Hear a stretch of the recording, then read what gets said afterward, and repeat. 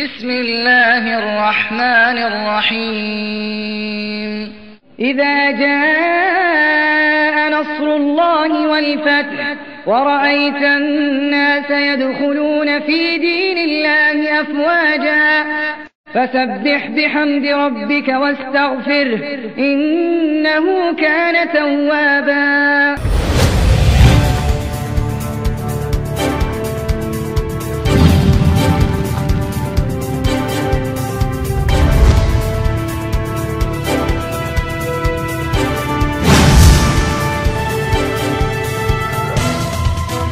இது அதிமுக கூட்டணியுடைய வெற்றி என்பதையும் தாண்டி இது திமுக காங்கிரஸ் அந்த கூட்டணியுடைய தோல்வி அப்படி தான் இதை பார்க்கணும். இது கடந்த 5 ஆண்டு கால திராவிட முன்னேற்றக் கழக ஆட்சியில் இங்கே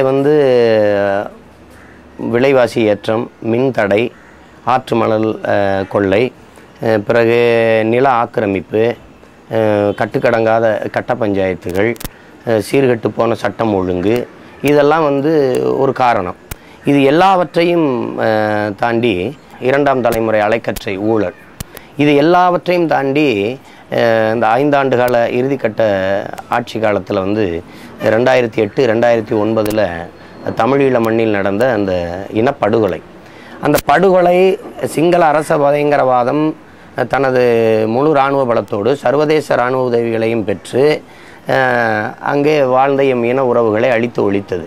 அதற்கு இந்திய பேரரசுனா இந்திய பெருநாட்டை ஆண்ட காங்கிரஸ் கட்சியின் அரசு அந்த இருகரமும் கொடுத்து உதவி அந்த சிங்கள அரச பயங்கரவாதத்திற்கு துணை நின்னது என்பது வெட்ட வெளிச்சமாக எல்லாருக்கும் தெரிஞ்ச ஒன்று.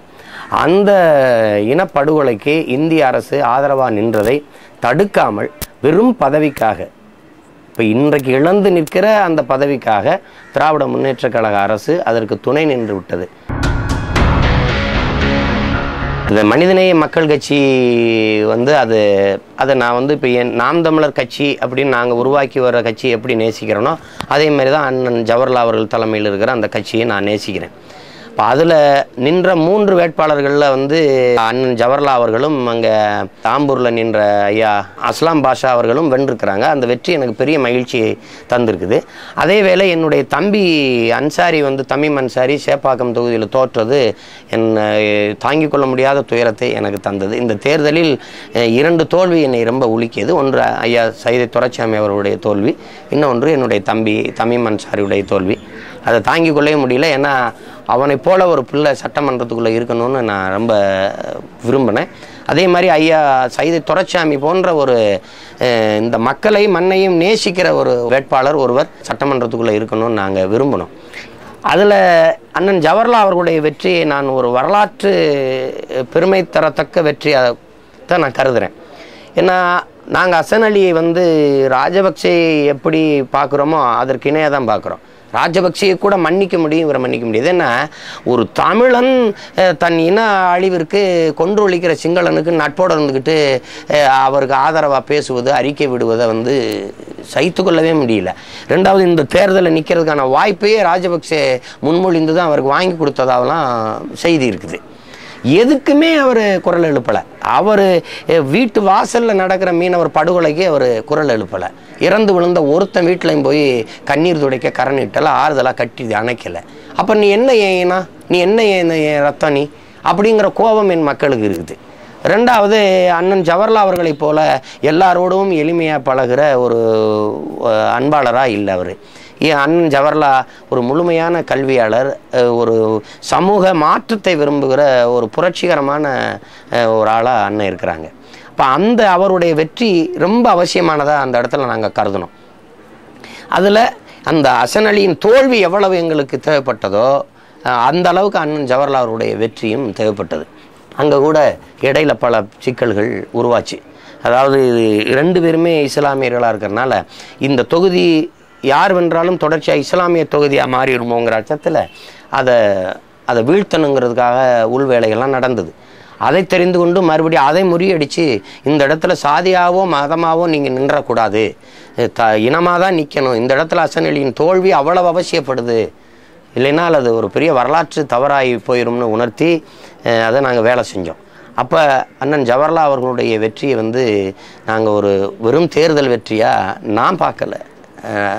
இதை வந்து ஒரு வரலாற்று பெருமை தரத்தக்க ஒரு வெற்றியாக தான் நான் அதை பார்க்குறேன். அதில் ஹசன் அலியினுடைய தோல்வி எவ்வளவு எனக்கு மகிழ்ச்சியை தந்திருக்குதோ அதை விட 2-3 மடங்கு அண்ணன் ஜவஹர்லால் அவர்களுடைய வெற்றியை நான் மகிழ்ச்சியோடு அதை ஏற்றுக்கொண்டேன். அவருக்கு வாக்களித்து வெற்றி பெற செய்த என் மண்ணின் மக்கள் பெருமை அடைவார்கள். அவ்வளவு தூரம் அவர் மக்களுக்கு, இந்த மண்ணிற்கு உண்மையாக நிற்கக்கூடிய ஒரு மாமனிதர், நாகரிகமான ஒரு மனிதர், அதையும் அதிர்ந்து பேச வராதவருக்கு அவ்வளவு நல்லவர். அவர் சட்டசபைக்குள் செல்வது தமிழ் தேசிய இனத்திற்கான ஒரு பெருமையான வாய்ப்பாக நான் கருதுகிறேன். அதனால் அவரோடு மனிதநேய மக்கள் கட்சியில் சட்டசபைக்குள் செல்லுகிற ஐயா அஸ்லாம் பாஷா அவர்களுக்கும் என் வாழ்த்துக்களை தெரிவிக்கிறேன். அண்ணன் ஜவஹர்லால் அவர்களுக்கு மீண்டும் இந்த தம்பியினுடைய இதயபூர்வமான வாழ்த்துக்களை நான் தெரிவிக்கிறேன். அவருக்கு வாக்கு செலுத்திய எம் இன உறவுகள் அத்தனை பேருக்கும் நன்றி தெரிவிக்கிறேன். தம்பி தமீம் அன்சாரியினுடைய தோல்விக்கு வருந்துகிற நான், தோல்வியே வெற்றியின் தாய் என்பதை என் தம்பிக்கு அறியாததல்ல. அவன் இந்த தோல்வியை அவன் தனக்கான உரமாக ஆக்கி மிகப்பெரிய வெற்றியை வென்று இந்த மக்களுக்கு பணியாற்ற வருவார். நான் நம்பி வாழ்த்துறேன். நன்றி, வணக்கம்.